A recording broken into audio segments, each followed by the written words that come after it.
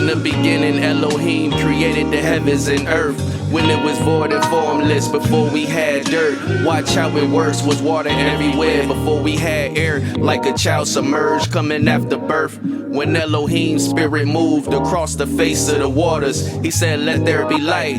Then he gave us this order. So the light did it was good and separated it from the darkness. He called the light day and the dark night, but we don't hearken. Our way struck in obscurity, can't see where we walking. Asking what would Jeebus do, we still praying to a carcass. The serpent lurking in churches like you waiting in the garden. These the final hours, it's no power who can rival ours. Brimstone and fire from heaven giving these idle showers. They statues leaning like the Eiffel Tower.